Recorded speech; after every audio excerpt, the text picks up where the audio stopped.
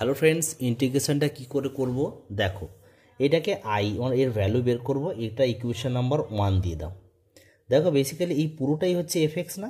একটা ফর্মুলা আমরা ডেফিনেট ইন্টিগ্রালে জানি যে এটা যদি হয় ইন্টিগ্রেশন ভ্যালু যা হবে এর ইন্টিগ্রেশন আপার প্লাস লোয়ার, লোয়ার প্লাস আপার মাইনাস এক্স ডিএক্স এর ইন্টিগ্রেশন ভ্যালু সেম, মানে এই ফর্মুলাটাই এখানে ইউজ করব।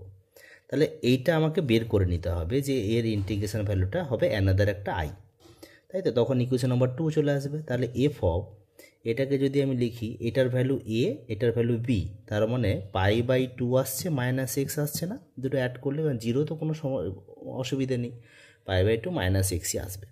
তাহলে এটা এখানে যদি আমি বসিয়ে দিই তাহলে কি পাবো একটু দেখে নিই।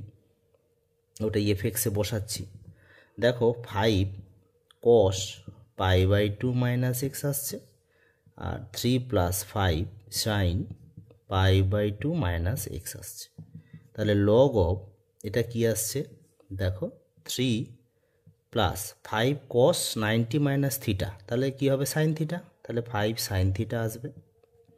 মানে এখানে এক্স আছে, 3 + এটা হবে 5 cos এক্স, মানে cos থিটা ফর্ম। এবার এটা একটু কায়দা করব, কারণ এটা জাস্ট উল্টে দিলে এটার সাথে ম্যাচ হয়ে আছে, তাই না। তো সেই জন্য আমি লিখছি কেমন, এটাকে উপরে লিখছি, মানে অ্যাকচুয়ালি রেসিপ্রোকাল নিচ্ছি, 5 sin x whole to the power -1। অর্থাৎ দেখো এই লাইন আইডেন্টিক্যাল, মানে সেমই, কিন্তু একটা কাজ হবে লগ প্রপার্টি অনুযায়ী এটা সামনে চলে আসবে না, পাওয়ার থাকলে log of 5 cos x by 3 + 5 sin x। এইবার ইন্টিগ্রেশনটা নিয়ে নাও 0 to π/2, তাহলে এটাও হয়ে যাবে 0 to π/2। আচ্ছা, এটা dx, তাহলে এটা হয়ে যাবে, এটা একটা অ্যানাদার আই, এটা ইকুয়েশন নাম্বার হবে 2। বোঝা গেছে? এটা ইকুয়েশন নাম্বার 2 এখানে লিখি, দেখতে পাচ্ছ না তোমরা, ইকুয়েশন নাম্বার 2 এটা।